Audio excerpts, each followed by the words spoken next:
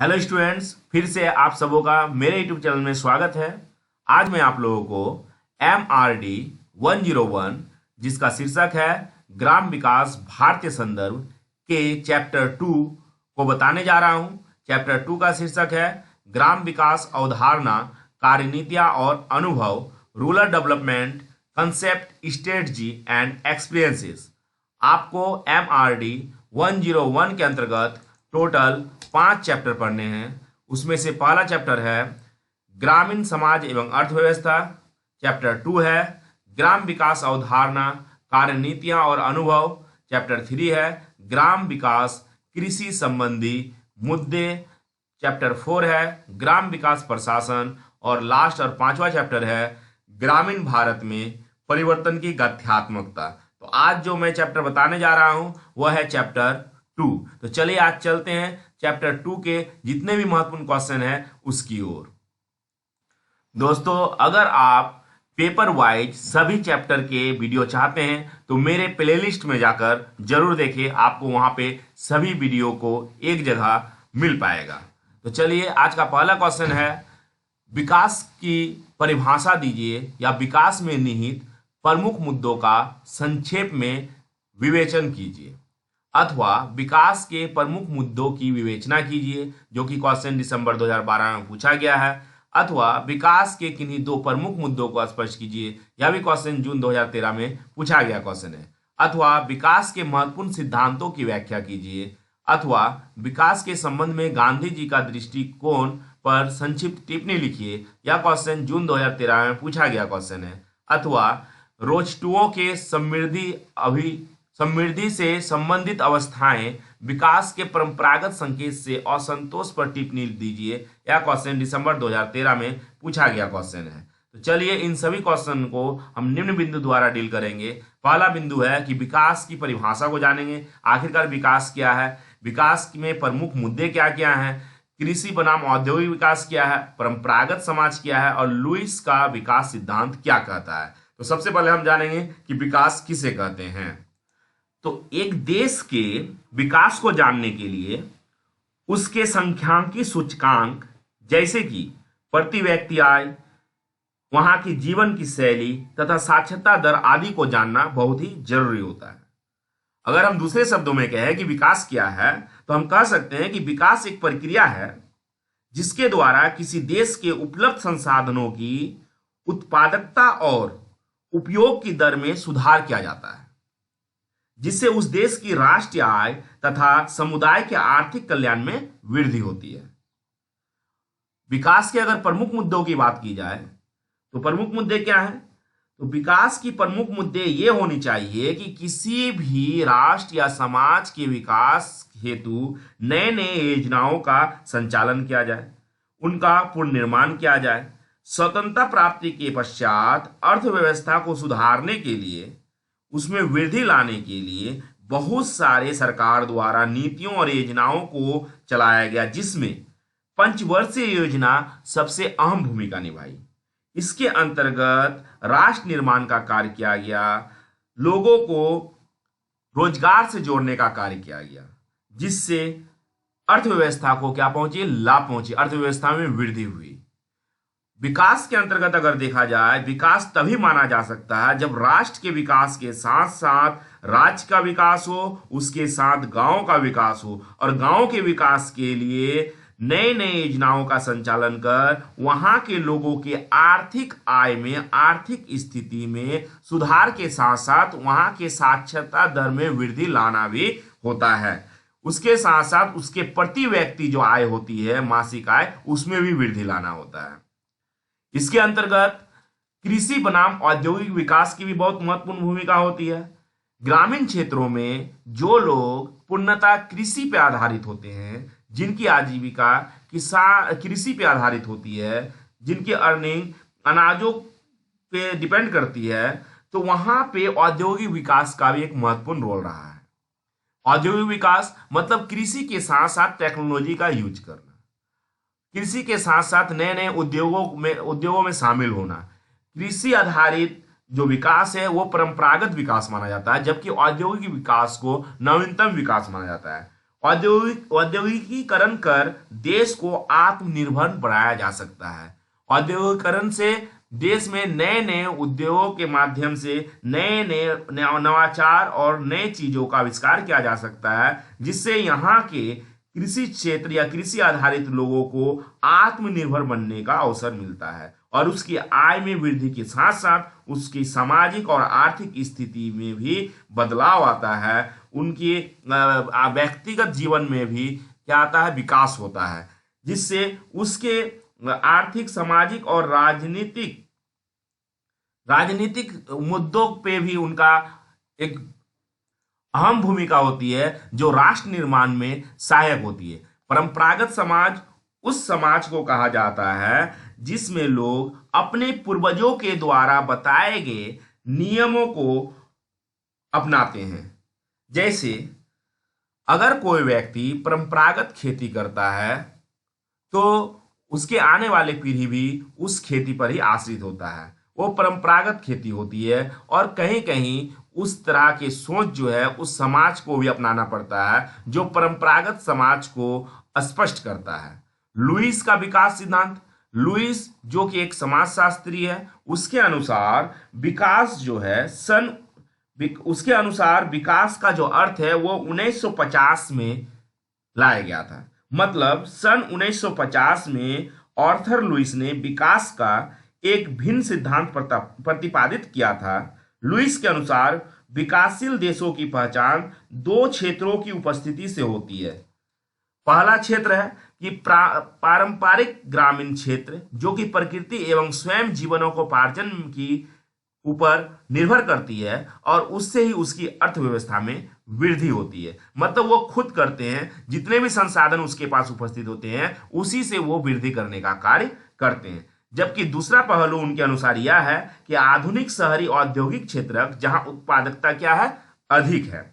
मतलब Arthur Lewis ने तर्क दिया कि ग्रामीण उत्पादन पर बिना कोई बुरा असर डाले श्रमिकों को ग्रामीण क्षेत्र से शहरी क्षेत्र में स्थानांतरित किया जा सकता है। उन्होंने औद्योगिक क्षेत्र के लिए प्रगतिशील भूमिका सोची और उसके अनुसार वो राष्ट्र विकास को दर्शाया। मतलब अगर किसी ग्रामीण क्षेत्र में रहने वाले लोगों को औद्योगिक क्षेत्र से जोड़ना हो तो उसे आसानी से शहरों की ओर ले जाया जा सकता है। शहर में जो उद्योग है उसमें उसे शामिल किया जा सकता है और उसे औद्योगिकरण से जोड़ा जा सकता है, जिससे वो आत्मनिर्भर बन सकते हैं। उसे परंपरागत समाज या परंपरागत खेती से वो उससे दूरी बनाए रख सकते हैं, वह उससे हट के कार्य कर सकते हैं। ये उन माध्यम से उनके आर्थिक स्थिति में भी, उनके रोजी रोटी में भी वृद्धि किया जा सकता है। हमारा नेक्स्ट क्वेश्चन है,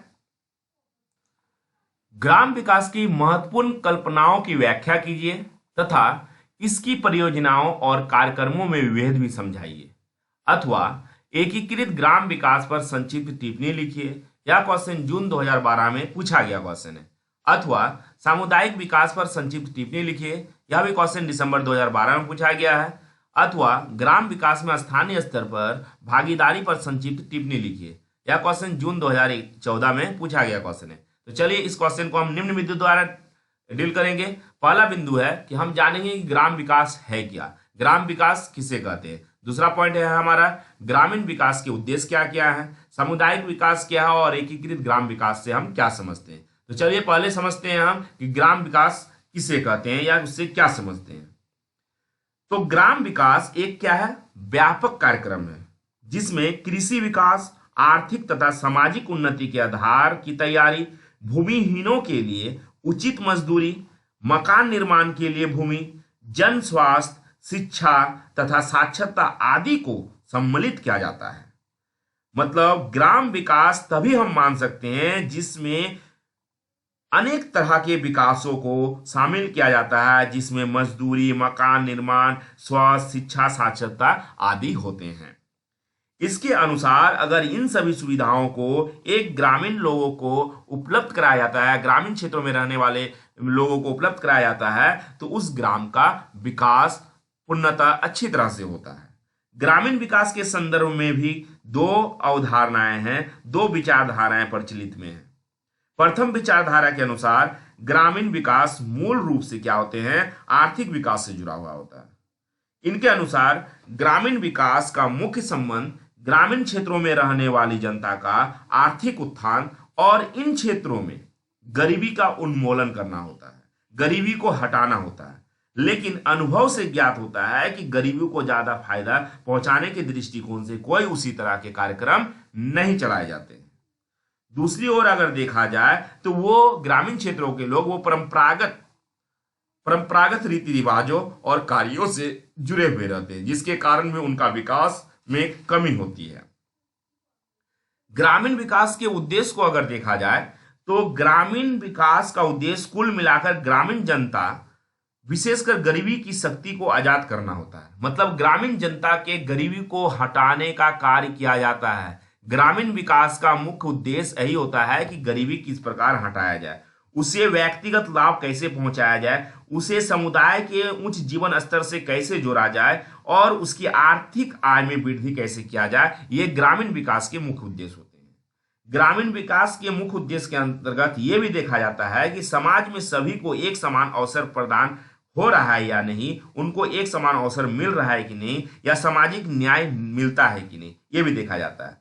लोगों को निर्णय योजना प्रक्रिया में शामिल करके एवं प्रशासन का विकेंद्रीकृत करके उसे योजनाओं से जोड़कर उसकी आर्थिक स्थिति में वृद्धि किया जाता है। ग्रामीण क्षेत्रों में उत्पादकता को बढ़ाकर उसकी गरीबी को कम करने का भी कार्य किया जाता है, जो कि ग्रामीण विकास के मुख्य उद्देश्य के अंतर्गत आते हैं। ग्रामीण विकास के मुख्य विकास के अंतर्गत ग्रामीण विकास के उद्देश्य के अनुसार लोगों को रोटी, कपड़ा और मकान एवं शिक्षा तथा रोजगार जैसी बुनियादी सुविधा मिलना बहुत जरूरी होता है। ये बिल्कुल उसका महत्वपूर्ण उद्देश्य होता है। अगर लोगों को रोटी, कपड़ा और मकान एवं शिक्षा को प्रदान कर दिया जाए, उसके साथ साथ रोजगार प्रदान की जाए उसे, तो ये ग्रामीण विकास के उद्देश्यों में सबसे अहम भूमिका निभाती है। सामुदायिक विकास को अगर देखा जाए, सामुदायिक विकास जो कि कम्युनिटी डेवलपमेंट होती है, सामुदायिक विकास योजना राष्ट्र की चतुर्मुखी विकास योजना के अंतर्गत आती है। चतुर्मुखी विकास योजना का नाम दिया गया, जैसा कि इसके नाम से यह स्पष्ट होता है कि इनमें अनेक तरह के क्या होते हैं, विकास को ध्यान में रखा जाता है। सन 1950 में यह सामुदायिक विकास कार्यक्रम प्रारंभ किया गया था। इसमें 3 शब्दों समुदाय विकास तथा योजना को समावेश किया गया है। इसके अंतर्गत समुदाय शब्दों तथा विकास को क्या किया गया है, योजना को समावेश किया जाता है और उसके अनुसार छोटे छोटे समुदाय को लाभ पहुंचाने के लिए उसे सरकार द्वारा चलाई गई योजनाओं से जोड़ा जाता है, जिसमें उसकी आर्थिक स्थिति में, आर्थिक आय में जो होती है वृद्धि होती है और वो जीवन के मुख्य धारा से, समाज के मुख्य धारा से जुड़ पाते हैं। इसके अंतर्गत ग्रामीण आंशिक बेरोजगारी का उन्मूलन किया जाता है, बेरोजगारी को हटाने का कार्य किया जाता है, बेरोजगारी को हटाने के लिए योजनाओं को संचालित किया जाता है और उन्हें आधुनिक विज्ञान ज्ञान से कृषि उत्पादन हेतु वृद्धि करने के लिए उसे नॉलेज दिया जाता है कि आखिरकार वो परंपरागत कृषि को छोड़कर आधुनिक कृषि को कैसे जाने और अपने फसलों में जो उत्पादकता है उसको कैसे बढ़ाए, ये उसे उसकी समय समय पर प्रशिक्षण दी जाती है। एकीकृत ग्राम विकास क्या है? अब जानते हैं एकीकृत ग्राम विकास क्या है। तो एकीकृत ग्राम विकास के अंतर्गत बहुत सारे समाजशास्त्रियों ने अपना यह कथन दिया है कि भारतीय गांव में एकीकृत ग्राम विकास की संभावना तभी हो सकती है जब वो एक समूह में नहीं बैठकर अपनी आजीविका के लिए आत्मनिर्भर बने। एकीकृत ग्राम विकास के अंतर्गत गरीब लोगों को सबसे पहले चिन्हित किया जाता है और उसे उसके नॉलेज के अनुसार, उसके ज्ञान के अनुसार उसे नई योजनाओं से जोड़ा जाता है। अगर जो व्यक्ति मूर्ख है, जो शिक्षित नहीं है, उसे स्किल डेवलपमेंट का कार्य सिखाया जाता है। जो शिक्षित है उसे प्रशिक्षण दिया जाता है। अगर शिक्षित है तो उसे प्रशिक्षण दिया जाता है और उसके साथ साथ उसे स्किल डेवलपमेंट का कार्य सिखाया जाता है और उसे पढ़े लिखे योजनाओं से जुड़ा जाता है। उसे ऐसे योजनाओं से जोड़ा जाता है जिसमें उसकी शिक्षा जो प्राप्त किए हुए उसको भी उसे दिखाने का अवसर प्राप्त हो। इसके अंतर्गत बहुत सारे बेरोजगारों को नई नई प्रक्रियाओं और नई नई योजनाओं से जोड़ा जाता है और उसके साथ साथ रोजगार सृजन करने का भी कार्य किया जाता है ताकि ग्राम में रहने वाले लोगों को रोजगार मिल सके, उसके आजीविका में वृद्धि हो सके और इस प्रकार ग्राम विकास में धीरे धीरे क्या हो, उन्नति हो। ग्राम विकास की जो स्तर है वो क्या हो, धीरे धीरे आगे की ओर बढ़े, जिससे संपूर्ण ग्राम का तथा ग्राम में रहने वाले सामुदायिक विकास में महत्वपूर्ण भूमिका हो सके। अब नेक्स्ट क्वेश्चन की ओर चलते हैं।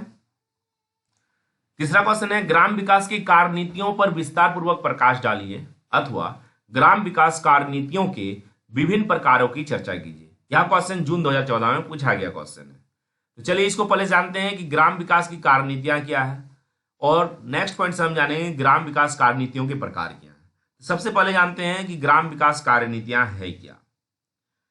तो ग्राम विकास कार्यनीति के अंतर्गत एक व्यापक कार्यक्रम को चलाया जाता है जिसमें कृषि विकास, आर्थिक तथा सामाजिक उन्नति के आधार पर तैयार की गई योजनाओं को लागू किया जाता है, जिसमें भूमिहीनों के लिए उचित मजदूरी, जिस किसान के पास खेती नहीं है, भूमि नहीं है, उसके अंतर्गत ये कार्यनीतियां तैयार की जाती है, जो कि ग्राम विकास की कार्यनीतियों के अंतर्गत आती है कि अगर किसी किसान के पास भूमि नहीं है तो उसके लिए उचित मजदूरी, मकान बनाने के लिए उसको भूमि प्रदान कैसे किया जाए, जन स्वास्थ्य की सुविधा उसे कैसे प्रदान की जाए, शिक्षा तथा साक्षरता आदि को कैसे सम्मिलित किया जाए। इन सभी कार्यक्रमों को जोड़कर, कार्यक्रमों को ध्यान में रखकर एक व्यापक कार्यक्रम तैयार किया जाता है जिसमें ग्राम विकास की सभी कार्यनीतियों के अंतर्गत इसे सम्मिलित किया जाता है। ग्रामीण क्षेत्रों में विकास को प्रोत्साहित करने के लिए अलग अलग रास्तों को अपनाया जाता है, जिसमें अलग अलग योजनाओं को भी शामिल किया जाता है। ग्राम विकास कार्यनीतियों के अगर प्रकार को जाने तो इसके कार्यनीतियों के प्रकार के अंतर्गत ग्रामीण विकास, गांवों के सर्वांगीण विकास के लिए वहां अलग अलग नीतियों पर बल दी जाती है। अलग अलग ग्राम विकास कार्यनीतियों को अपनाया जाता है जिसके अंतर्गत भूमि, प्रौद्योगिकी, छोटे छोटे उद्योगों को ग्रामीण क्षेत्रों में लागू किया जाता है। ग्रामीण क्षेत्रों में मौजूद गरीब लोगों के लिए छोटे उद्योगों को चलाने के लिए उसे प्रशिक्षण दी जाती है, उसे कुटीर उद्योग, छोटे मोटे उद्योग, छोटे छोटे रोजगार से जोड़ा जाता है। उसके अंतर्गत कृषि, शिक्षा, शोध और विस्तार आदि संस्थाओं से भी उसे जोड़ा जाता है ताकि उसे कृषि में उन्नत प्रशिक्षण प्राप्त हो और वो अपने कृषि में अधिक से अधिक उपज कर सके। उसे रोजगार से जोड़ा जाता है, उसे शिक्षा और शोध से जोड़ा जाता है, उसे शिक्षा पाने के लिए प्रोत्साहित किया जाता है, और ग्रामीण संस्थानों तथा कृषि उत्पादनों के उसे उचित मूल्य दिए जाते हैं। अगर किसी किसान के पास फसल है तो उसे उचित मूल्य में बाजार से जोड़ा जाता है ताकि वो बाजार में जाकर उस फसल के उचित मूल्य प्राप्त कर सके। तो ग्रामीण विकास कार्यनीतियों के अंतर्गत उनके व्यक्तिगत, सामाजिक और आर्थिक दशा को सुधारने का कार्य किया जाता है ताकि किसी भी किसान या फिर किसी भी ग्रामीण क्षेत्रों के गरीबी का उन्मूलन किया जा सके और उसे एक अच्छे आजीविका के साथ साथ उसे रोजगार प्राप्त हो सके। नेक्स्ट क्वेश्चन हमारा है, अनियंत्रित मुक्त बाजार पर आधारित ग्रामीण विकास कार्यनीति पर संक्षिप्त टिप्पणी दीजिए। यह क्वेश्चन दिसंबर 2013 में पूछा गया क्वेश्चन है। इसका पहला पॉइंट है अनियंत्रित मुक्त बाजार है कैसे जानेंगे और ग्रामीण विकास कार्यनीति किसे कहते हैं। तो पहले हम जानते हैं कि अनियंत्रित मुक्त बाजार किसे कहते हैं। अनियंत्रित मुक्त बाजार के अंतर्गत विभिन्न कार्यनीतियों को ग्राम विकास के उद्देश्य की प्राप्ति के लिए अपनाया जाता है, जिसके अंतर्गत कृषि संबंधी, उत्पादन संबंधी, उत्पादन में प्रयोग किए गए तकनीकों एवं राज्य की नीतियों के अलग अलग मिश्रण को समझा जाता है। यहाँ उन कार्यनीतियों को ध्यान में दिया जाता है जो कृषि और किसान हित में होती है। उन सभी कार्यनीतियों को अपनाया जाता है जो गरीबी उन्मूलन में अहम भूमिका निभाती है। और नियंत्रित मुक्त बाजार के अंतर्गत रोजगार तथा लाभ के साथ साथ आय में वृद्धि करने जैसी योजनाओं के बारे में लोगों को समझाया जाता है, लोगों को उससे अवगत कराया जाता है। बहुत सारे असमानता और समानता वाले न्याय मुद्दों को भी समझाया जाता है ताकि उसे कोई ठग नहीं पाए और उसका शोषण ना हो। इसके कारण भी सरकार द्वारा बीच बीच में ग्रामीण क्षेत्रों में जाकर उसे जागरूक करने हेतु बहुत सारी योजनाओं को चलाया जाता है। ग्रामीण विकास कार्यनीति के अंतर्गत बहुत सारे रोजगार हेतु नई नई नीतियों को चलाया जाता है, जिसमें ऐसे श्रमिक या कृषि करने वाले लोग जो परंपरागत रूप से कृषि करते हैं उसे नवीनतम रूप से परिचित कराया जाता है। संसाधनों को एकत्रित कर उसके उपयोग को बताया जाता है। ऐसा भी होता है ग्रामीण क्षेत्रों में बहुत सारे संसाधन हैं जिसका उपयोग करके वो खुद रोजगार प्राप्त कर सकते हैं, लेकिन ग्रामीण क्षेत्रों में रहने वाले लोगों में शिक्षा की कमी के कारण वो उन संसाधनों का प्रयोग नहीं कर पाते हैं, उन संसाधनों का यूज नहीं कर पाते हैं और उससे वो आर्थिक स्थिति में लाभ नहीं पहुंचा पाते हैं अपने आप को, वो आजीविका की सोर्स को नहीं समझ पाते हैं, वो रोजगार सृजन नहीं कर पाते हैं। इसीलिए ग्रामीण क्षेत्रों में कभी कभी बीच बीच में क्या होता है, उन्हें प्रशिक्षण देकर उसके आसपास उपस्थित संसाधनों का सही उपयोग कर उनसे ही रोजगार स्वरोजगार करने की जो प्रशिक्षण होती है वो दी जाती है, ताकि वो खुद स्वरोजगार कर अपनी आजीविका को चला सके, अपने फैमिली की भरण पोषण कर सके। अब चलते हैं नेक्स्ट क्वेश्चन की ओर। नेक्स्ट क्वेश्चन है 8वीं मलेशिया योजना, जो कि 2001 और 5 के बीच हुई थी। तो 8वीं मलेशिया योजना 2001-5 के समसामयिक कार्यक्रम का विस्तार पूर्वक वर्णन कीजिए, अथवा मलेशिया के ग्राम विकास कार्यक्रमों की मुख्य विशेषताओं को स्पष्ट कीजिए। तो सबसे पहले हम जानेंगे कि 8वीं मलेशिया योजना क्या है, जो कि 2001 से लेकर 2005 के बीच इस योजना को लागू किया गया था। इस योजना को चलाया गया था 2001 से लेकर 2005 के बीच, है ना। तो सबसे पहले इसे जानते हैं कि 8वीं मलेशिया योजना है क्या, ग्रामीण आर्थिक गतिविधियां क्या क्या होती है, गरीबी हटाओ अभियान के अंतर्गत किस किस कार्यक्रम को चलाया गया, जिसके अंतर्गत सोच परिवर्तन विकास कार्यक्रम को भी लाया गया था, प्रशिक्षण तथा शिक्षा कार्यक्रम को भी लाया गया था, आय करने वाली गतिविधियों को भी लाया गया था, कृषि विकास कार्यक्रम को जानेंगे, ग्राम समुदाय विकास कार्यक्रम को जानेंगे। तो सबसे पहले हम जानेंगे कि 8वीं मलेशिया योजना 2001 से लेकर 5 के बीच कौन कौन सी गतिविधियों को अपनाया गया था, इसे जानते हैं।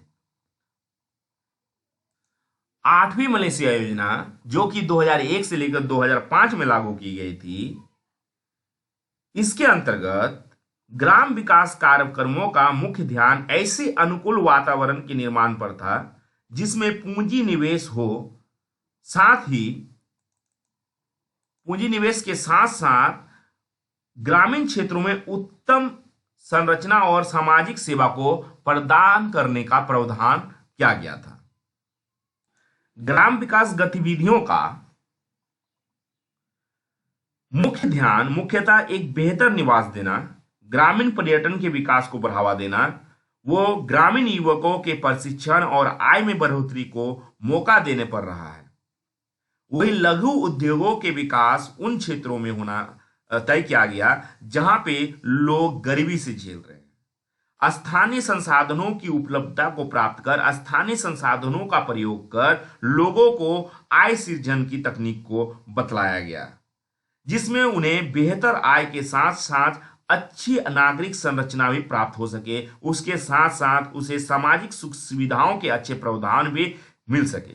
ग्रामीण समुदायों को जन जीवन सुधार हेतु बहुत सारे योजनाओं से जोड़ा गया ताकि उसके जीवन में क्या हो, उसके व्यक्तित्व में क्या हो, सुधार हो।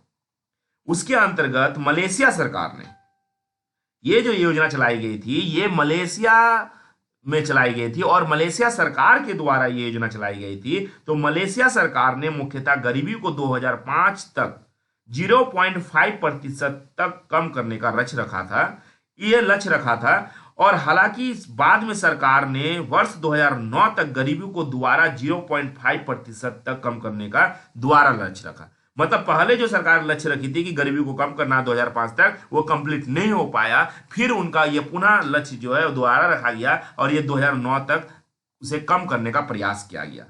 इसके अंतर्गत जो प्रावधान तैयार किए गए, जो कानून और नियम लाए गए हैं, वही और उसमें जो संशोधन किए गए, उसके साथ साथ इस कानून को जो अपनाया गया उसे ही हम 8वीं मलेशिया योजना 2001 से 2005 को हम जानते हैं। इसके अंतर्गत बहुत सारे गतिविधियों को लाया गया।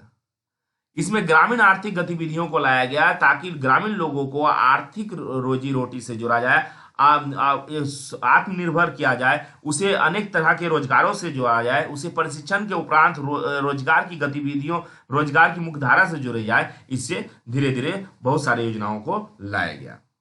गरीबी हटाओ अभियान को भी मलेशिया सरकार ने क्या की, इस योजना के अंतर्गत लाई।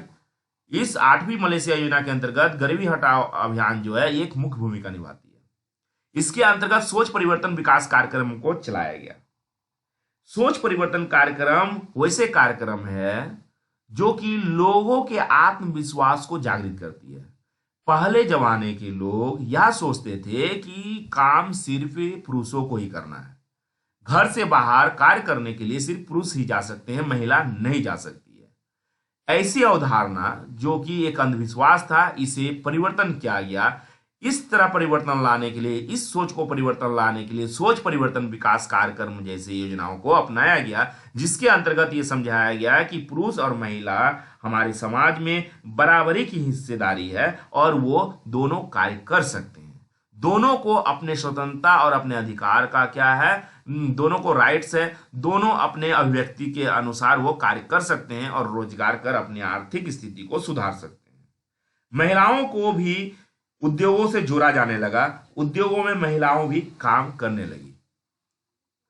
प्रशिक्षण और शिक्षा, लोगों को उसके सोच परिवर्तन के लिए, उसे मुख्य धारा से जोड़ने के लिए सरकार द्वारा चलाई गई योजनाओं को यूटिलाइजेशन के अनुसार ग्रामीण क्षेत्रों में स्थापित करने, संचालित करने के लिए प्रशिक्षण दियाने लगा।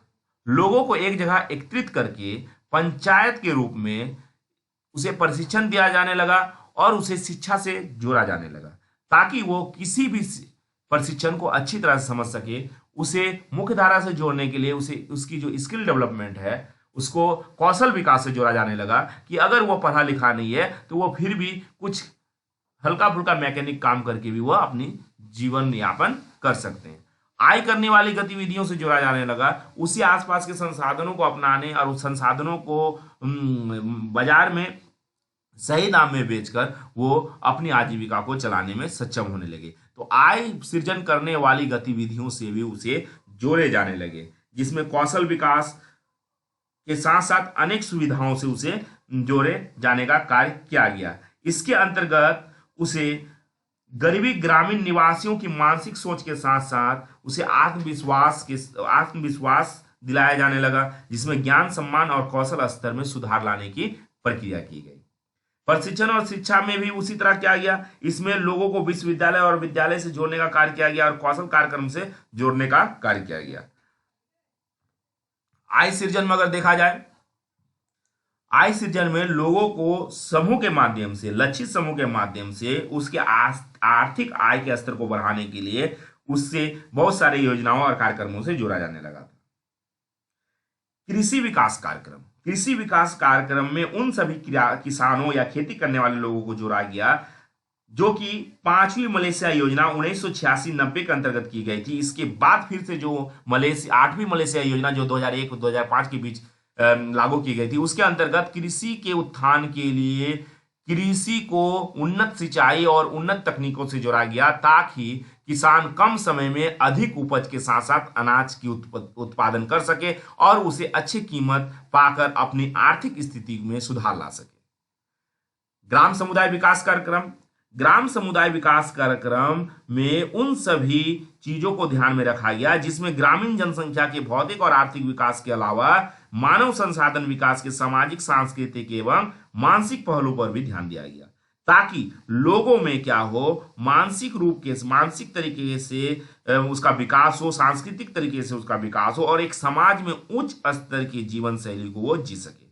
संसाधन को मलेशिया की एक मुख्य कार्यक्रम के अंतर्गत उनके वहां के लोगों के गरीबी उन्मूलन का कार्य किया गया, ताकि वहां के लोग गरीबी से बच सके, हट सके और उनके लिए गरीबी को हटाने के लिए उसके विकास और उन लोगों के सर्वांगीण विकास के लिए अनेक से योजना चलाई गई, जिसके अंतर्गत उसे कुटीर उद्योग से जोड़ा गया, लघु उद्योग से जोड़ा गया, नए नए स्कीमों से जोड़ा गया, उसके कौशल विकास में ध्यान दिया गया। उसके साथ साथ उसे प्रशिक्षण देकर छोटे मोटे उद्योग दिया गया, जैसे मत्स्य पालन, मुर्गी पालन, अगरबत्ती निर्माण, इन सभी चीजों से जोड़ा गया। लोगों को सामुदायिक रूप से कोऑर्डिनेशन किया गया, महिलाओं की समूह बनाई गई जिसमें वो अपनी बातों को रख सके और एक समूह के रूप में भी वो रोजगार के लिए एक छोटे मोटे उद्योग को चला सके। उसमें सामुदायिक विकास कार्यक्रम के अंतर्गत उससे लाया गया, ताकि वो अपनी आर्थिक स्थिति में और सुधार कर सके। उसके साथ साथ वो जीवन यापन के लिए रोजगार कि रोजगार से जुड़ सके, मुख्य धारा से जुड़ सके और अपने विकास को अच्छी तरह से संचालित कर सके। नेक्स्ट क्वेश्चन है, श्रीलंका में ग्राम विकास कार्यक्रमों का वर्णन कीजिए, अथवा श्रीलंका में समान न्यूनतम आवश्यकता कार्यक्रम पर संक्षिप्त टिप्पणी दीजिए, अथवा श्रीलंका में ग्रामीण बिजलीकरण कार्यक्रम पर नोट लिखिए, अथवा जन सवैया कार्यक्रम पर संक्षिप्त टिप्पणी लिखिए। यह जून 2012 में पूछा गया। अथवा समार्थी कार्यक्रम पर संक्षिप्त टिप्पणी लिखिए। यह क्वेश्चन दिसंबर 2012 में पूछा गया क्वेश्चन। तो पहले जानेंगे श्रीलंका में ग्राम विकास कार्यक्रम क्या है, जैसे हम इससे पहले जाने मलेशिया के ग्राम विकास कार्यक्रम को। उसी तरह पूंजी आधारित कार्यक्रम क्या क्या है उसे जानेंगे। इसके अंतर्गत 2 कार्यक्रम है, त्वरित महाबली विकास कार्यक्रम, जिला समेकित विकास कार्यक्रम। इसके अलावा तीसरा है हमारा ग्रामीण बिजलीकरण कार्यक्रम, कल्याण हेतु कार्यक्रम, अनुपूरक पोषण कार्यक्रम, मध्याह्न भोजन कार्यक्रम, सामान्य न्यूनतम आवश्यकता कार्यक्रम। इसके अंतर्गत है खाद्यान्न प्रतिपूर्ति स्कीम, निःशुल्क स्वास्थ्य सेवाएं, निःशुल्क शिक्षा, सामाजिक सुरक्षा एवं जन सहायता कार्यक्रम। चलिए एक एक पॉइंट को जानते हैं। पहले जानेंगे श्रीलंका में ग्राम विकास कार्यक्रम। सन 2002 के अनुसार श्रीलंका की जनसंख्या 1,79,00,000 है और उसमें से अधिकतर लोग क्या होते हैं, ग्रामीण क्षेत्रों में रहते हैं, जैसे कि हमारे भारत में भी है। अधिकतर लोग क्या है, ग्रामीण क्षेत्रों से हैं। मतलब हमारा देश जो है, हमारा इंडिया जो है वो कृषि प्रधान देश है। सेम इसी तरह लगभग श्रीलंका में भी है। तो श्रीलंका में ग्राम विकास के लिए अनेक तरह के कार्यक्रमों को लाया गया। वहां की सरकार अनेक से योजनाओं को लागू की ताकि ग्रामीण क्षेत्रों में रहने वाले लोगों का विकास हो सके और उसे अलग अलग योजनाओं से जोड़कर उसके आर्थिक स्थिति को सुधारा जा सके। इसके अंतर्गत बहुत सारे गतिविधियों को लाया गया, जैसे हस्तशिल्प, फुटकर व्यापार आदि। जो लोग हस्तकला में निपुण थे उनके द्वारा अधिक से अधिक हस्तशिल्प बनाया गया और उसे बाजार में उचित मूल्य पे बेचा जाने लगा, जिसकी उसकी आर्थिक स्थिति सुधरने लगी। श्रीलंका में आर्थिक विकास के अंतर्गत उन सभी योजनाओं को भी जोड़ा गया जो कि कृषि से संबंधित हो, ताकि गंगा के पानी को सिंचाई हेतु एवं कृषि उत्पादन के लिए सूखे इलाकों में सिंचाई हेतु पानी को पहुंचाया जा सके। ऐसे इलाके जो कि सूखा घोषित है वहां पे भी पानी कैसे पहुंचाया जा सके, इन सभी योजनाओं को लाया गया और सरकार द्वारा इन सभी योजनाओं को धरातल पे लागू किया गया। पाइपलाइन के जरिए, कहीं कहीं वारवेल के जरिए, बोरिंग के जरिए वैसे क्षेत्रों में सूखा घोषित क्षेत्रों में पानी की उपलब्धता कराई गई, जिससे वहां के लोग अच्छी तरह से सिंचाई करके नए फसल को उगा पाए और वहां पे कृषि आधारित योजनाओं से वो लाभ प्राप्त कर सके। दूसरी है पूंजी आधारित कार्यक्रम। अगर देखा जाए तो इसमें उन सभी कार्यक्रमों को जोड़ा गया जिससे वो थोड़ी पूंजी या हल्की पूंजी को यूटिलाइज करके लगाकर वो अधिक से अधिक मात्रा में क्या कर सके, लाभ कमा सके। इसके अंतर्गत वैसे योजनाओं वैसे व्यापार या व्यवसाय शामिल है जिसे कृषि, सिंचाई, इसमें भी क्या होता है, हल्की पूंजी का यूज होता है। मत्स्य पालन, वानिकी, लघु उद्योग, पानी की व्यवस्था, स्वास्थ्य, शिक्षण एवं प्रशिक्षण, उसके साथ साथ ग्रामीण ऋण, निर्यात, इन सभी को भी फसल के उत्पादन और वृद्धि के लिए अपनाया गया। फसल के उत्पादन के लिए ग्रामीण ऋण को भी क्या किया गया, प्रोत्साहन दिया गया। ग्रामीण क्षेत्रों में ऋण की उपलब्धता कराई गई ताकि किसान ग्रामीण ऋण ले सके और वो फसल में वो इन्वेस्ट कर सके और अच्छी फसल कमा सके, उगा सके, ताकि उसे बाजार में अच्छी कीमत पे बेच सके और वो अपने आर्थिक स्थिति में सुधार कर सके। नेक्स्ट हमारा पॉइंट है ग्रामीण बिजलीकरण। किसानों को छोटे उद्योग में जोड़ने के लिए, छोटे उद्योग से जोड़ने के लिए बिजली की उपलब्धता होना बहुत आवश्यक होता है।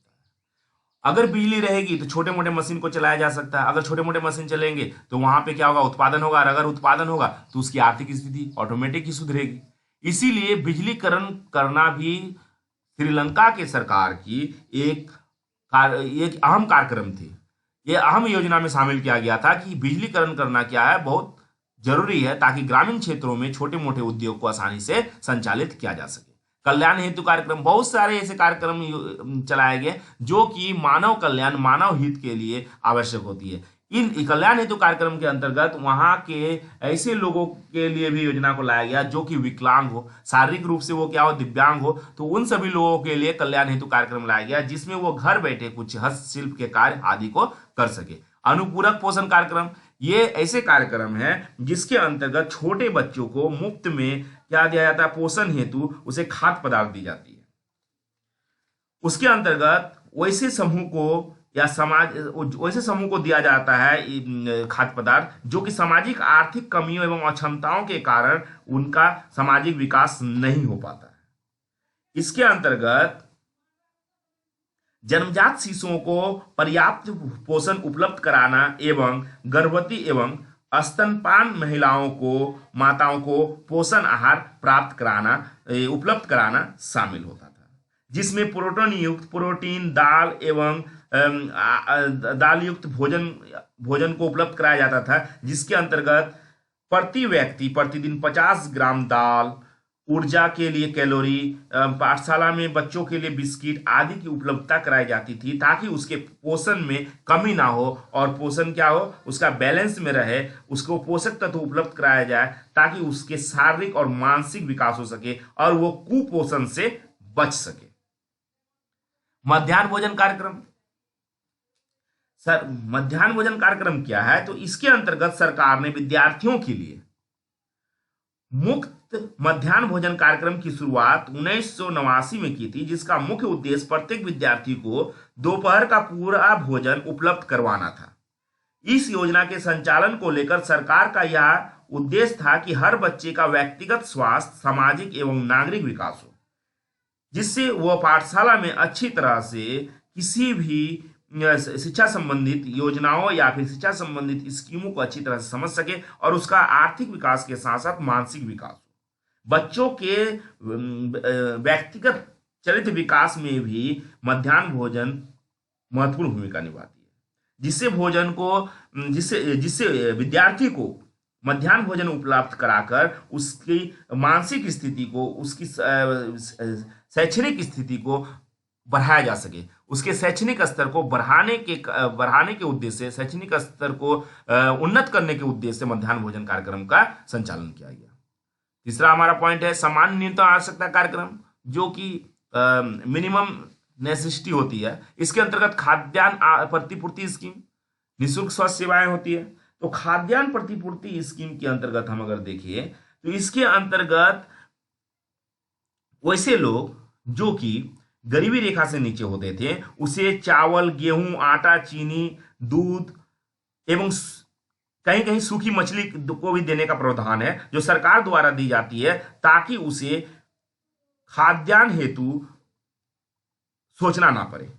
ये सरकार को एक नियत मूल्य देकर उसे प्राप्त कर सकते हैं जो कि गरीबी रेखा से कम हो, जिससे क्या हो सके, जिससे उसके शारीरिक जो है फिजिकल जो वीकनेस है उसको कम किया जा सके और उसे पौष्टिक भोजन उपलब्ध कराकर उसे कुपोषण के शिकार से बचाया जा सकता है। इसके अंतर्गत 8 वर्ष से कम आयु के बच्चों के लिए 25 रुपया प्रति माह दी जाती थी। कभी कभी क्या होता है, अगर भोजन प्रदान नहीं किया जाता है तो वहां पे खाद्य प्रतिपूर्ति स्कीम के अंतर्गत पैसा भी दिया जाता था। और नहीं तो कभी कभी पहले जमाने में क्या होता था, देखते होंगे कि स्कूल में बच्चों को गेहूं भी मिलता था, लेकिन अब क्या होता है, वो मध्याह्न भोजन का प्रावधान है। अब क्या है, बच्चों को पैसा भी दिया जाता है उसकी स्टाइपेंड के रूप में। निःशुल्क स्वास्थ्य सेवाएं के अंतर्गत सरकारी स्वास्थ्य देखभाल सेवाओं को प्रदान किया जाता है। सरकार के द्वारा स्वास्थ्य देखभाल के लिए सेवाएं प्रदान की जाती है निःशुल्क स्वास्थ्य सेवाओं के अंतर्गत। इसके अंतर्गत रोगों के निदान एवं रोकथाम के लिए बहुत सारे कार्यक्रम को बनाया जाता है, योजनाओं को बनाई जाती है और ऐसी संस्थाएं जो रोग निदान सेवाएं प्रदान करती है उसके अंतर्गत लोगों को इकट्ठा करके उनके रोग के निवारण हेतु बहुत सारे चिकित्सीय पद्धति अपनाया जाता है।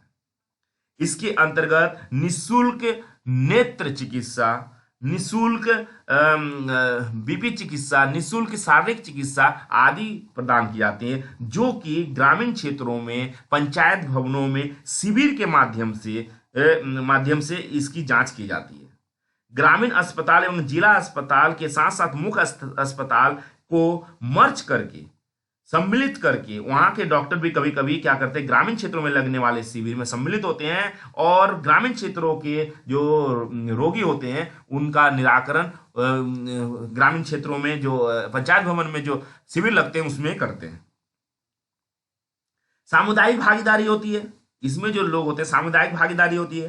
कभी कभी बच्चों को टीकाकरण भी दिया जाता है, कभी कभी आंगनबाड़ी में भी देखने को मिलता है कि बच्चों को रोग निवारण हेतु टीकाकरण मुफ्त में दी जाती है। एवं धात्री महिलाओं के साथ साथ जो गर्भवती महिला है उनको भी क्या किया जाता है, टीकाकरण मुफ्त में दिया जाता है, जो कि निःशुल्क स्वास्थ्य देखभाल सेवाओं के अंतर्गत यह आती है। निःशुल्क शिक्षा, निःशुल्क शिक्षा के अंतर्गत सरकार द्वारा प्राथमिक, माध्यमिक एवं हाशिए पर रहने वाले लोगों के बच्चे को निःशुल्क में शिक्षा प्रदान करती है एवं उसे वित्तीय सहायता भी प्रदान करती है। कभी कभी ये देखने को मिलता है कि गरीब लोगों के बच्चों को जो कि ग्रामीण क्षेत्रों में रहते हैं उसे निःशुल्क शिक्षा सरकार के द्वारा तो दी जाती है, साथ ही साथ उसे क्या जाता है, वित्तीय सुविधा दी जाती है, पैसे भी दी जाती है, जो कि स्कॉलरशिप के रूप में मिलता है, स्टाइपेंड के रूप में मिलता है। हालांकि श्रीलंका की शिक्षण संस्थाओं में कुछ कमियां भी हो जाती है। श्रीलंका के सरकार के द्वारा भी निःशुल्क शिक्षा का प्रदान किया गया और वहां पे उससे सुधारने का काम किया गया, तो बच्चों को अच्छा से अच्छा शिक्षा मिल सके, उसको उसकी शैक्षणिक योग्यता का स्तर जो है वो उच्च हो सके, इसके लिए बहुत सारे श्रीलंका के जो सरकार के द्वारा इसके अंतर्गत वैसे छात्रों को भी जुड़ा गया जो कि पैसे की कमी के कारण स्कूल छोड़ चुके हैं, उसे पुनः स्कूल जाने के लिए प्रेरित किया गया। सामाजिक सुरक्षा एवं जन सहायता कार्यक्रम के अंतर्गत उन सभी असहाय बुजुर्गों, अस्थायी रूप से अपंग, मानसिक रूप से कमजोर, 16 साल से कम आयु के अनाथों एवं विधवाओं को बिना सहारे के जीने में मदद करना है। मतलब सामाजिक सुरक्षा एवं जन सहायता कार्यक्रम के अंतर्गत बहुत सारे लोगों को लाभ पहुंचा, जिसमें बुजुर्ग, अपंग, मानसिक रूप से कमजोर और विधवाओं को क्या वित्तीय सहायता प्रदान की गई। इसके अंतर्गत स्वयंसेवी संस्थाओं को भी जोड़ा गया ताकि वो या चयनित करे कि किस क्षेत्र में या किस गांव में कितने लोग क्या है, असहाय है, बुजुर्ग है और विधवा है, ताकि उन्हें सरकार द्वारा योजना जो वित्तीय योजना चलाई जा रही है उस लाभ को उन लोगों तक पहुंचाया जा सके और गरीबी हटाने, गरीबी की उन्मूलन करने में या योगदान जो है वो बहुत ही ज्यादा दी थी, जिससे गरीबी उन्मूलन कार्यक्रम को काफी महत्वपूर्ण योगदान पहुंचा था, बहुत ज्यादा मदद मिली थी। इस प्रकार श्रीलंका सरकार के द्वारा विभिन्न योजनाओं का संचालन कर ग्रामीण क्षेत्रों में रहने वाले लोगों की आर्थिक, सामाजिक और सर्वांगीण विकास हेतु बहुत सारे योजनाओं को चलाया गया, बहुत सारे योजनाओं का संचालन किया गया ताकि उनके गरीबी उन्मूलन के साथ साथ उसके व्यक्तित्व का भी विकास हो सके, उनका सर्वांगीण विकास हो सके और उसे मुख्य धारा से जोड़ने के साथ साथ उसे रोजगार मुहैया कराया जा सके। नेक्स्ट क्वेश्चन है हमारा, बांग्लादेश में ग्राम विकास के अनुभव की मुख्य विशेषताओं की व्याख्या कीजिए अथवा समेकित ग्राम विकास कार्यक्रम पर नोट लिखिए अथवा ग्रामीण बैंक पर संक्षिप्त टिप्पणी लिखिए। यह क्वेश्चन दिसंबर 2012 में पूछा गया है। अथवा सहकारी समितियों का कोमिला मॉडल पर संक्षिप्त टिप्पणी लिखिए, यह भी क्वेश्चन जून 2012 में पूछा गया। तो सबसे पहले जानेंगे कि बांग्लादेश में ग्राम विकास योजना योजना कार्यक्रम को जानेंगे। जैसे अभी हम इससे पहले क्या जाने, श्रीलंका का है ना, तो श्रीलंका के बारे में जाने, सेम बांग्लादेश में भी उसी तरह हर देश के द्वारा क्या हुआ, बहुत सारे योजनाओं को चलाया गया वहां की गरीबी को हटाने के लिए, वहां की गरीबी के उन्मूलन के लिए। बांग्लादेश में भी हुआ, श्रीलंका में भी हुआ, इंडिया में भी हुआ। तो हर देश के जो राष्ट्रपति है या फिर वहां की जो सरकार है वो चाहती है कि उनके देश की गरीबी का उन्मूलन किया जा सके, जिसके कारण वे अपने देश में अलग अलग कार्यक्रमों और योजनाओं के माध्यम से गरीबी का उन्मूलन करने का कार्य करते हैं। तो अब हम जानेंगे कि बांग्लादेश के ग्राम विकास को जानेंगे, वहां पे कैसे विकास किया गया। कृषि सुधार जानेंगे, ग्रामीण कार्यक्रम एवं कार्य के लिए भोजन, कार्यक्रम, ग्रामीण बैंक की क्या योगदान रही, इन सभी को जानेंगे। तो इन निम्न बिंदु को एक एक करके जानते हैं और इसे डील करते हैं। पहला है बांग्लादेश में ग्राम विकास। तो 1971 में पूर्वी पाकिस्तान से अलग होकर स्वतंत्रता पाने के बाद बांग्लादेश की एक ऐसी तस्वीर दिखाई दी जिसमें गरीबी और अल्प विकास बड़े पैमाने पर थे। उस समय बांग्लादेश की कुल जनसंख्या का लगभग 80% भाग गरीबी रेखा के नीचे जीवन निर्वाह कर रहा था।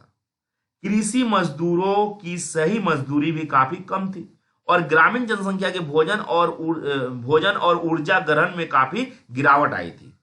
वहीं तेजी से बढ़ती जनसंख्या के कारण क्या वार्षिक आय में क्या बढ़ोतरी में रुकावट आ रही थी। जनसंख्या वृद्धि भी गरीबी का एक कारण बन चुका था, जिसके कारण वहां के लोग ऋणी हो चुके थे, जमींदारों पर आश्रित होना पड़ रहा था, उन्हें लोन लेना पड़ रहा था और उन्हें जो आवश्यक जो जरूरत है उसे पूरा नहीं कर पा रहे थे। वे लोग गरीबी झेल रहे थे, अधिकतर लोग क्या कर रहे थे, गरीबी झेल रहे थे। इसको हटाने के लिए बांग्लादेश में ग्राम विकास एवं गरीबी समस्याओं को हल करने के लिए बहुत सारी योजनाओं को लाया गया, जो मुख्यतः कृषि सुधार उपाय एवं कई ग्राम विकास कार्यक्रमों के रूप में प्रारंभ किए गए, जिसमें ग्रामीण बैंक योजना के अलावा कृषि सुधार कार्यक्रम, एकीकृत ग्राम विकास कार्यक्रम तथा सामाजिक सेवा कार्यक्रमों को क्या किया गया, जोड़ा गया, जिससे उन लोगों को, ग्रामीण क्षेत्रों के लोगों को रोजगार तथा ग्रामीण आय बढ़ाने की जो योजना है उसे भली भांति यूटिलाइज किया जा सके, भली भांति उसे लागू किया जा सके, ताकि वहां के लोगों को रोजगार मिल सके, साथ ही वहां का जो गरीबी है उसका उन्मूलन किया जा सके। उसे मूलभूत जरूरतों को उपलब्ध कराया गया, उन लोगों को मूलभूत जरूरतों की उपलब्धि कराई गई ताकि उसे अधिक से अधिक लाभ पहुंचे और उसका आर्थिक विकास हो सके। इसमें कृषि सुधार भी लाया गया, कृषि में तकनीकों को जोड़ा गया, नए नए किस्मों को जोड़ा गया, उसे मुख्य धारा से जोड़ा गया, आधुनिकीकरण से जोड़ा गया, सिंचाई की सुविधा दी गई ताकि उसमें कृषि में सुधार आ सके। उसके साथ साथ ग्रामीण विकास कार्यक्रम एवं काम के लिए भोजन कार्यक्रम लागू किया गया कि भोजन तभी आपको उपलब्ध कराया जाएगा या खाद्य पदार्थ तभी आपको उपलब्ध कराया जाएगा जब आप काम करेंगे, मतलब ये काम के लिए भोजन है ना। ग्रामीण कार्यक्रम के अनुसार बहुत सारे ऐसी योजनाओं को जोड़ा गया जिसमें लोगों को रोजगार प्राप्त तो किया गया, उसके साथ साथ लोग स्वरोजगार की ओर भी अग्रसित हुए। स्वरोजगार के अंतर्गत किसी भी कार्य योजना के पहले एक रूपरेखा सरकार द्वारा तैयार की जाती थी और उस कार्यक्रम में कैसे लोगों को जोड़ा जाए इस पर कार्य किया जाता था। इसके बाद उसे रोजगार के सृजन उपलब्ध कराए जाते थे और उसके आसपास के संसाधनों को उपयोग कर वो क्या करते थे, स्वरोजगार हेतु कार्य करते थे और अपने आजीविका का संचालन करते थे। ग्रामीण बैंक की भूमिका भी बांग्लादेश में ग्राम विकास में महत्वपूर्ण भूमिका निभाई। इसके अंतर्गत बांग्लादेश में रहने वाले गरीब लोग, निर्धन परिवार जो ग्रामीण क्षेत्र में रह रहे थे, उन्हें छोटे छोटे लघु ऋण प्रदान किए गए, जो कि ग्रामीण बैंक के द्वारा यह सुविधा उपलब्ध कराया गया। और यह सुविधा प्राप्त कर ग्रामीण लोग, जो बांग्लादेश के लोग जो ग्रामीण क्षेत्र में रह रहे थे, वो छोटे छोटे उद्योगों को चलाने लगे और उसे यह लोन जो है बिल्कुल कम ब्याज पे उपलब्ध कराया गया। इसके साथ ही उसे कुटीर उद्योग से जोड़ा गया ताकि उनके आर्थिक स्थिति में वृद्धि हो सके, उसके आर्थिक आय में वृद्धि हो सके और वह अपनी आजीविका के लिए अपने आसपास के संसाधनों का ही उपयोग कर आय प्राप्त कर सके, जिससे वे अपने परिवार के विकास के साथ साथ उस समाज के विकास में भी महत्वपूर्ण भूमिका निभाती थी। हमारा नेक्स्ट क्वेश्चन है,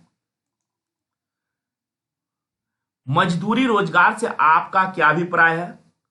मजदूरी रोजगार कार्यक्रम ग्रामीण गरीबों के लिए रोजगार पैदा करने में कैसे सहायता करते हैं? अथवा भारत में ग्रामीण बेकारी की समस्या की व्याख्या कीजिए, अथवा कृषि बेकारी या अर्थ रोजगार के क्या कारण है, इसे दूर करने के उपाय बताइए, अथवा मजदूरी रोजगार कार्यक्रम पर संक्षिप्त टिप्पणी लिखिए। यह क्वेश्चन जून 2014 में पूछा गया क्वेश्चन है। तो पहला हम जानेंगे कि मजदूरी रोजगार कार्यक्रम क्या है, ग्रामीण बेरोजगारी के क्या क्या पहलू हैं, ग्रामीण क्षेत्र में बेरोजगारी के क्या कारण है ना। इसके बाद नेक्स्ट जो आगे के पॉइंट है इसे भी जानेंगे, सीमित भूमि क्या है, ग्रामीण बेरोजगारी को दूर करने के उपाय क्या क्या है। तो चलिए एक एक करके जानते हैं। पहला है मजदूरी रोजगार कार्यक्रम।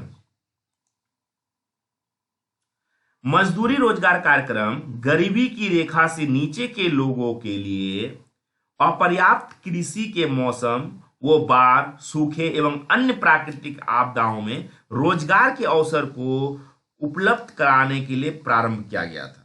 अर्थात मजदूरी रोजगार कार्यक्रम गरीबी विरोधी युद्ध नीति का महत्वपूर्ण अवयव है, जो गरीबों को असमय आर्थिक तंगी से निदान देने का अवसर प्रदान करता है। भारत की विभिन्न आर्थिक समस्याओं में बेरोजगारी की समस्या क्या है? एक गंभीर समस्या है। ग्रामीण बेरोजगारी के पहलू के अंतर्गत अगर देखें तो उपलब्ध आंकड़ों से स्पष्ट होता है कि भारत में अधिकांश बेरोजगारी ग्रामीण क्षेत्रों में है। ग्रामीण बेरोजगारी के दो पहलू हैं। पहला हो जाएगा मौसमी बेरोजगारी और दूसरा हो जाता है आंशिक बेरोजगारी। मौसमी बेरोजगारी के अंतर्गत अगर जाने तो कृषि जो भारत का मुख्य व्यवसाय है, अपने स्वरूप में मौसमी व्यवसाय है। कृषि एक व्यवसाय है, अगर देखें तो एक बिजनेस है, लेकिन यह क्या है? मौसमी व्यवसाय है। बरसात में ही हम खेती कर सकते हैं या फिर गर्मी में हम दूसरे खेती कर सकते हैं, तिलहन का खेती कर सकते हैं, जो कि एक मौसम के अनुकूल खेती होती है। यह एक तरह का व्यवसाय है जो मौसम आधारित है, जिसमें लगभग यह अनुमान लगाया जाता है कि लगभग 5 से 7 माह के लिए ग्रामीण जनशक्ति का एक बड़ा भाग बेरोजगार रहता है। जब कृषि आधारित कार्यक्रम होते हैं या कृषि से संबंधित जो खेती होती है, जब बरसात के ऋतु आते, मानसून ऋतु आते, तभी जब खेती होती है, तभी ग्रामीण क्षेत्रों के लोगों को क्या होता है? बुआई के लिए, जुताई के लिए रोजगार प्राप्त होता है। लेकिन बाकी जो 5-7 महीना होता है वो बैठे रहते हैं। तो ये इस प्रकार के रोजगार वो मौसमी रोजगार होते हैं, है ना। और ये क्या होते हैं? वो मौसमी बेरोजगारी का भी सामना करते हैं, क्योंकि उससे तो सिर्फ रोजगार बरसात में ही धान लगाने के समय मिला, गेहूं लगाने के समय मिला, लेकिन बाकी समय वो क्या करते हैं? बैठे रहते हैं, जो कि मौसमी बेरोजगारी का एक कारण होता है। आंशिक बेरोजगारी को अगर जानेंगे तो आंशिक बेरोजगारी के अंतर्गत ग्रामीण बेरोजगारी का दूसरा पहलू भारतीय कृषि में निरंतर बेरोजगारी या चिरकालीन अदृश्य बेरोजगारी का होना होता है। जैसे आंशिक बेरोजगारी को अगर हम अच्छी तरह से देखें तो श्रमिकों को उनकी क्षमता और योग्यता की अपेक्षा कम उत्पादन कार्यों में रोजगार मिलना। श्रमिकों के पास क्या है? एबिलिटी है, कैपेसिटी है, स्ट्रेंथ है काम करने का, लेकिन उन्हें उसका काम करने का अवसर नहीं मिलता। यह आंशिक बेरोजगारी है। किसी काम पर आवश्यकता से अधिक श्रमिकों को रोजगार प्राप्त होना। कभी कभी ऐसा हो जाता है कि कोई ऐसा स्कीम चलाया गया जिसमें तुरंत रोजगार मिल गया, लेकिन फिर क्या हुआ? वो स्कीम बंद हो गया, रोजगार खत्म। ये आंशिक बेरोजगारी है। रोजगार तो मिल रहा है लेकिन पूर्णता नहीं मिल रहा है। कभी कभी ऐसा भी होता है कि वो काम करने के तो इच्छुक है, लेकिन उसे काम नहीं मिल पा रहा है।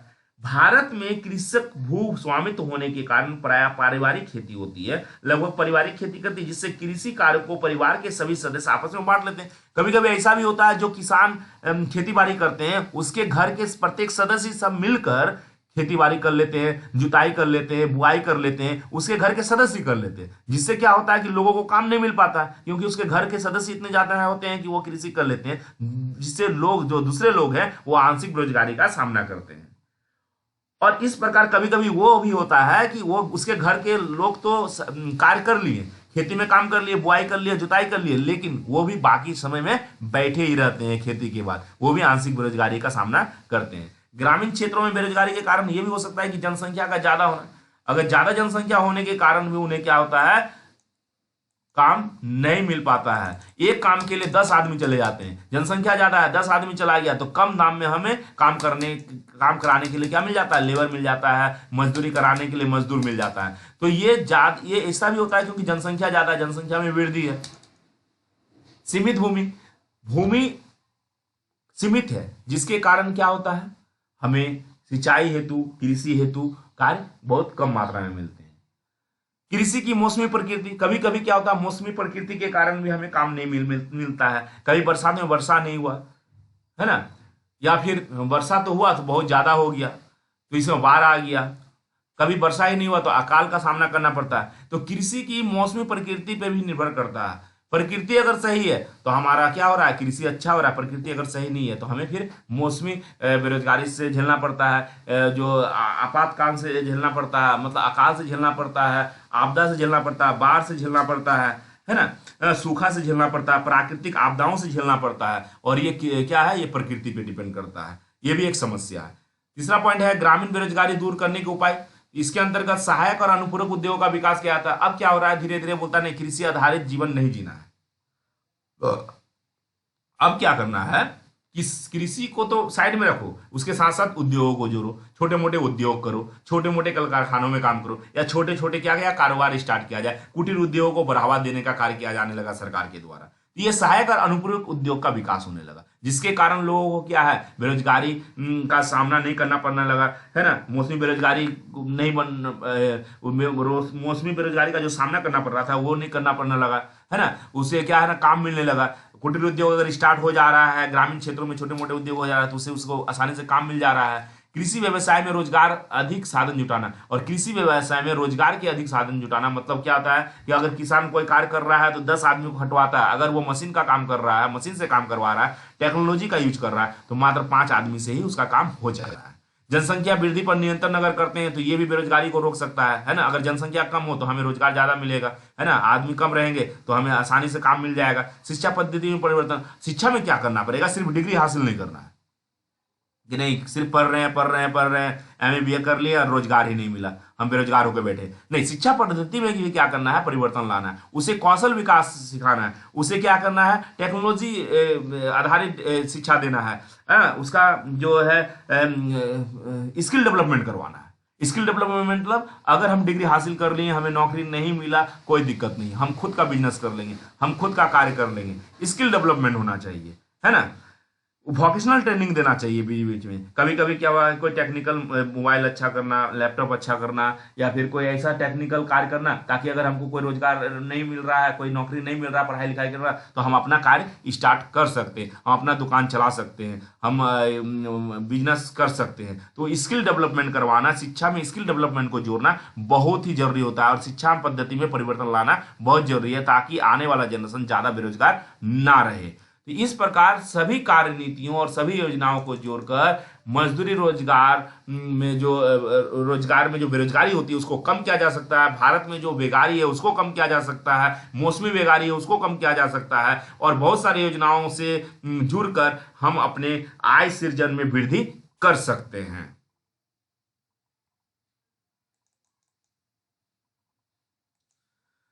तो दोस्तों, अगर आप मेरे चैनल में न्यू हैं तो मेरे चैनल को जरूर सब्सक्राइब करें, और अगर आपको किसी टॉपिक में वीडियो चाहिए तो मुझे कमेंट बॉक्स में जरूर बताएं। मैं कोशिश करूंगा कि जल्द से जल्द उस टॉपिक पे वीडियो बनाऊं।